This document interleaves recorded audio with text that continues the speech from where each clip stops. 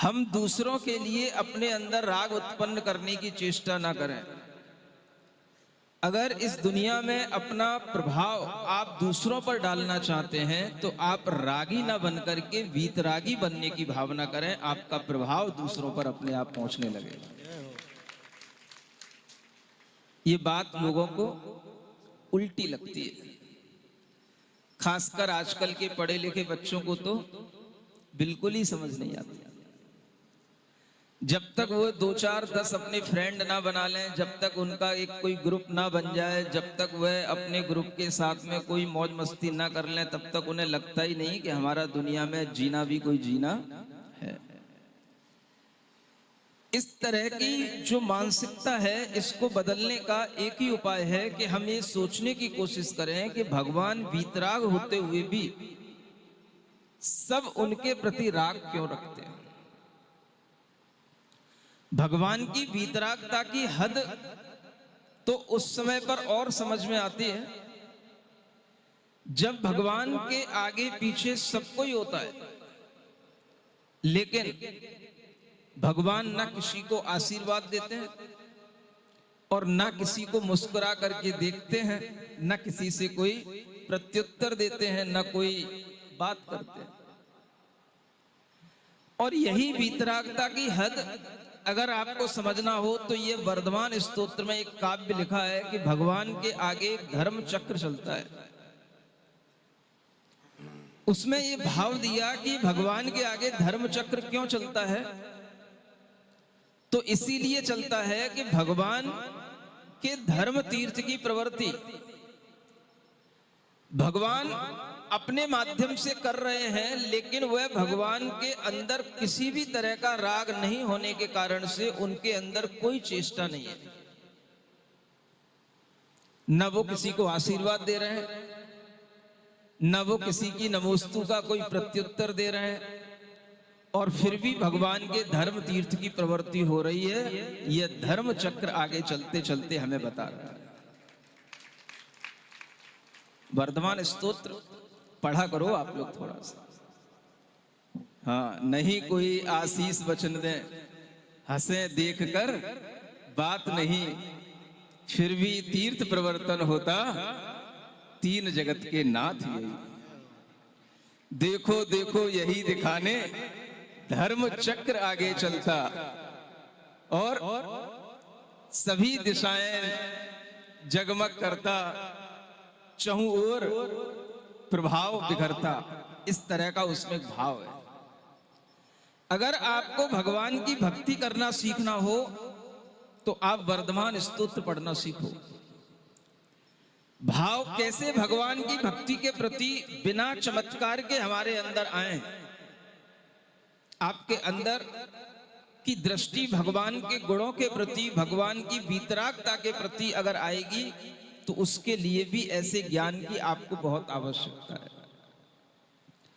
तो जब हम ये देखते हैं कि भगवान किस तरह से अपना प्रभाव फैला रहे हैं, भगवान न किसी को देख रहे हैं, न किसी के लिए आशीर्वाद दे रहे हैं, और हम अगर यहां बैठ जाते हैं, आप नमोस्तु करते हो और हम अगर आशीर्वाद न दें तो आप जबरदस्ती भी कर लेते हो, महाराज हाथ तो उठाई दो, आशीर्वाद तो दो ही दो।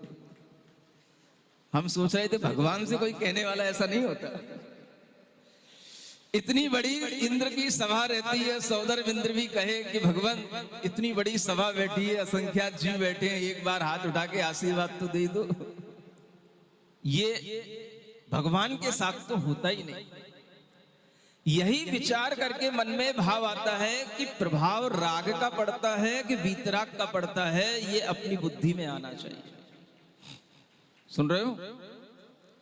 हम दूसरों से राग बढ़ाते हैं, हम दूसरों से मोह बढ़ाते हैं, हम दूसरों से अपनी पहचान बढ़ाते हैं, हम दूसरों से मिलते हैं, हम दूसरों के साथ किसी ना किसी तरीके से बैठना चाहते हैं, उनसे जुड़ना चाहते हैं। और भगवान क्या करते हैं? सुन रहे हो कि नहीं? बोलते नहीं हो? कह दो फिर हमारे मतलब की बातें नहीं है महाराज, हमें सुनना नहीं है। भगवान क्या करते हैं? आखिर हमें भगवान से कुछ सीखना भी है कि नहीं?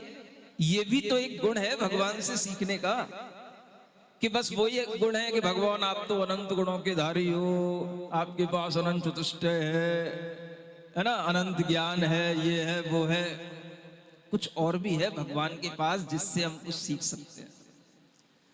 भगवान के पास में एक वीतरागता है, और वह भी अपने आप में इतना बड़ा गुण है कि सबसे बड़ा प्रभाव उसी का पड़ता है। ये हमारी श्रद्धा में आना चाहिए। सुनते हो? ये हमारी श्रद्धा में आना चाहिए। हम दूसरों से मिलें जुलें राग करें तब लोग हमारे प्रभाव में आते हैं, या हम जितना ज्यादा दूसरों से हटेंगे, अपने अंदर जितना ज्यादा वीतरागता लाएंगे, उतना हमारा प्रभाव बढ़ेगा। सोच रहे हो कि नहीं? कुछ सोच लो। अभी दूसरों पर प्रभाव मत डालो, अभी तो पहले अपने घर वालों को ही संभाल लो, अपनी घरवाली को संभाल लो, इतना ही बहुत है। नहीं समझ में आ रहा? अगर आपको अपने घर के लोगों को भी संभालना है, उन पर भी अपना प्रभाव डालना है, तो आपको इस वीतरागता का थोड़ा सा पालन करना पड़ेगा। कैसे करेंगे? भगवान के जो गुण समाज पर अपना प्रभाव डाल सकते हैं, पूरे लोक में अपना प्रभाव डाल सकते हैं, क्या उन गुणों का पालन अगर हम अंश भर भी करें तो हमारे परिवार पर हमारा प्रभाव नहीं आ सकता? बोलो तो। विश्वास कुछ है नहीं। पूजाओं पे पूजा किए जा रहे हो, सामग्रियों पे सामग्रियां चढ़ाए जा रहे हो। कुछ तो सोचो, कुछ तो विश्वास करो।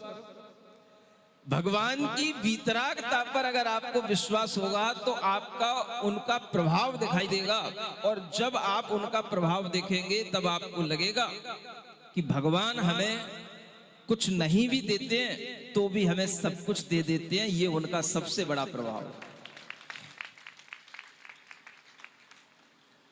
यह कोई भी कार्य भगवान नहीं करते, ना तुम्हें आशीर्वाद दे करके अपनी ओर अट्रैक्ट करेंगे, ना तुमसे किसी भी तरीके का बातचीत करके तुम्हें अपना बनाने की कोशिश करेंगे, ना तुम्हारे लिए किसी भी तरह की एनर्जी तुम्हें कोई पहुंचाने की कोशिश करेंगे कि भाई इससे तुम्हारे लिए कोई पॉजिटिविटी आ जाए, तुम हमारे हो जाओ। ये सब कुछ भी नहीं भगवान के लिए होता। भगवान ने अपनी सारी एनर्जी को, अपने माइंड को डाइवर्ट कर लिया, और वह बिल्कुल ही बिल्कुल अपने आप में, अपने सेल्फ में अपने आप को कनेक्ट कर लिया।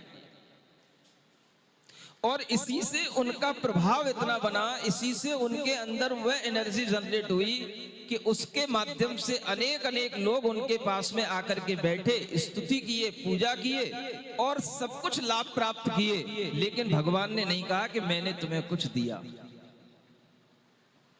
इसका नाम क्या है? वीतराग भगवान। सुन रहे हो? भगवान आपके लिए देते हुए भी ये नहीं कहते कि मैंने तुम्हें दिया। ये भगवान की वीतरागता सबसे बड़ी हमारे लिए प्रभावकारी सिद्ध होती है। और यही मैं आपसे कह रहा हूं कि अगर आपको भगवान के एक गुण का एक अंश भी अपने अंदर लाने की भावना हो तो आप राग कम करने की चेष्टा करें।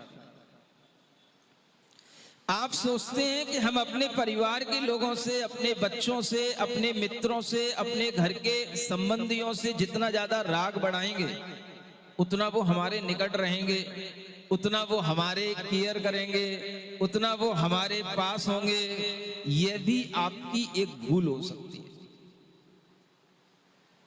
केयर करने की मना नहीं कर रहा हूं, लेकिन आपका जो अत्यधिक राग है वह अत्यधिक राग आपके प्रभाव को कम करता है। ये आपको भगवान की वीतरागता से सीखना चाहिए। सुनते हो कि नहीं?